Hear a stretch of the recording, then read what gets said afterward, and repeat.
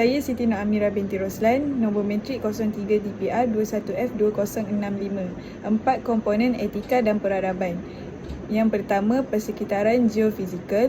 Yang kedua, masyarakat dan geografi. Yang ketiga, ekonomi pasaran.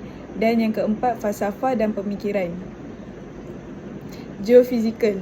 Sesuatu etnik mempunyai pertalian sejarah, tradisi dan budaya dengan persekitaran kawasan geografi tertentu. Geofizikal, Tanah Melayu sebuah semenanjung yang dikelilingi Laut Cina Selatan dan Selat Melaka sebagai laluan peradaban besar dunia. China dan India melalui kegiatan perdagangan. Sumber dan produk pertanian dari alam Melayu menjadi asas dagangan dengan peradaban lain. Peradaban Malaysia adalah penyulaman peradaban majmuk dunia melalui difusi budaya. Seterusnya, masyarakat dan demografi, suatu kelompok manusia yang hidup dan bekerjasama hingga mereka dapat mengorientasikan diri dan berfikir mengenai dirinya sebagai kesatuan sosial yang mempunyai batas-batas tertentu. Ciri-ciri masyarakat berkelompok, berbudaya, mengalami perubahan, berinteraksi, mempunyai kepimpinan dan mempunyai aturan sosialnya. Susun lapis, kelas, status dan kasta. Assalamualaikum warahmatullahi wabarakatuh. Saya Nur Alis Natasha binti Hassan, nombor metrik 03 DPR 21F2080. Masyarakat dalam konteks Malaysia. Masyarakat plural adalah terdiri daripada pelbagai bangsa yang bentuk satu kependudukan dari hidup sebagai komuniti-komuniti berasingan. Tanah Melayu terdapat 3 etnik utama iaitu Melayu, Cina dan India di semenanjung Bumiputera seperti Sabah, Kadazan Dusun, Bajau dan lain-lain, serta Bumiputera Sarawak seperti Iban, Melanau dan sebagainya yang bukan sahaja terpisah kerana adat, makanan dan pakaian, tetapi juga dari segi pekerjaan dan tempat tinggal. Konsep memahami proses hubungan etnik terbahagi kepada 5, iaitu segregasi, akomodasi, akulturasi, asimilasi dan amalgamasi. Yang ketiga, segregasi dan akomodasi. Segregasi adalah pemisahan atau pengasingan antara etnik dengan etnik lain. Ia berlaku dalam bentuk pemisahan tempat tinggal, sistem pendidikan, pengangkutan dan kemudahan awam. Untuk akomodasi ialah penerimaan terhadap norma dan nilai etnik lain tanpa menunggak budaya masing-masing. Ia membebas mengamalkan budaya masing-masing dan dapat menyedari dan menghormati budaya etnik lain dan mempertahankan budaya hidup masing-masing. Selain itu, akulturasi, asimilasi dan amalgamasi. Untuk akulturasi ialah menghasilkan satu kelompok masyarakat yang mempunyai satu budaya, satu bahasa dan satu agama. Asimilasi budaya ialah kelompok minoriti akan mempelajari budaya kelompok majoriti. Untuk asimilasi struktur, kelompok minoriti berjaya menyertai institusi utama dan aktiviti sosial dalam masyarakat majoriti. Untuk akulturasi ialah satu proses penerimaan unsur kebudayaan dari satu kelompok kepada kelompok yang lain, tidak menyebabkan kehilangan identiti asal masyarakat yang menerima. Yang terakhir ialah amalgamasi. Tahap asimilasi yang paling tinggi merupakan proses pencantuman melalui biologi seperti perkahwinan bercampur. Nama saya Siti Nur Aisyah binti Muhammad Nasir, nombor metrik 03 DPR 21F2063. Seterusnya, ekonomi dan pasaran. Era prakolonial mengamalkan kegiatan ekonomi secara diri iaitu kegiatan ekonomi masyarakat yang paling asas dan hanya cukup untuk menampung keperluan diri dan keluarga.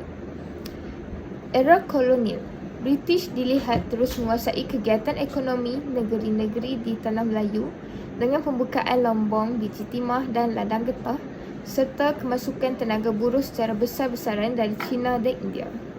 Era pasca kolonial, kerajaan telah menjalankan strategi penyusunan semula masyarakat untuk menyelesaikan kedudukan yang tidak seimbang dari segi penguasaan ekonomi dalam kalangan kaum dan mengalahkan kemajuan ekonomi semua golongan masyarakat agar jurang perbezaan antara masyarakat dapat dihapuskan. Di samping itu, Dasar Ekonomi Baru DEB telah diperkenalkan oleh Tun Abdul Razak pada tahun 1970 hingga 1990. DEB berpegang kepada prinsip bahawa ketidakseimbangan ekonomi perlu diperbaiki untuk mengelakkan ketegangan dan konflik antara etnik dan seterusnya mengukuhkan perpaduan dalam kalangan masyarakat di Malaysia. Objektif DEB ialah pembasmian kemiskinan tanpa mengira kaum, penyusunan semula masyarakat tanpa mengikut fungsi ekonomi. Nama saya Nur Auni Syafiqah binti Jai Shirun, nombor kad matrik 03 DPR 21F2081. Seterusnya, yang keempat, falsafah dan pemikiran.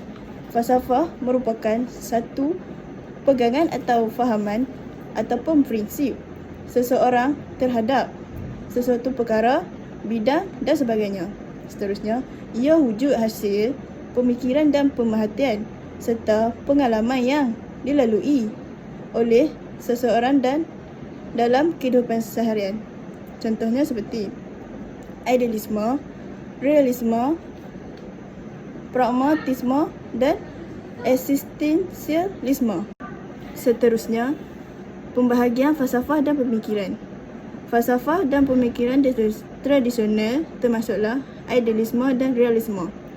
Perspektif ini berpandangan matlamat telah pun ditentukan dan diberi ruang untuk memilih cara bagaimana untuk mencapai matlamat tersebut. Ibnu Khaldun berpendapat ilmu perlu diintegrasikan ilmu agama dan ilmu alat. Menurut ilmu agama seperti logik, falsafah, matematik dan bahasa Arab. Seterusnya, falsafah dan pemikiran moden termasuklah pragmatisme dan eksistensialisme. Perspektif ini berpandangan manusia berhak untuk menentukan matlamat hidupnya dan berhak untuk memilih cara bagaimana untuk mencapai matlamat tersebut. Sebagai rumusan, masyarakat diimpak ke pelbagai 3 konstruk utama iaitu sistem masyarakat, sistem pentadbiran dan nilai serta budaya. Elemen utama dalam kepelbagaian masyarakat keadaan geofizikal, persekitaran dan pemikiran. Etika dan peradaban di Malaysia terbentuk hasil daripada pertemuan dan interaksi masyarakat kepelbagaian. Ilmu etika dan peradaban hari ini menjadi sesuatu yang amat penting kerana kedua-duanya dapat membantu ke arah pembinaan dan kejayaan sebuah masyarakat. Generasi muda perlu memahami dan menghayati bahawa pengajaran daripada kitaran sejarah masyarakat patut dijadikan iktibar agar mereka tidak leka dengan keamanan dan kemewahan yang dikecapi. Sekian, terima kasih.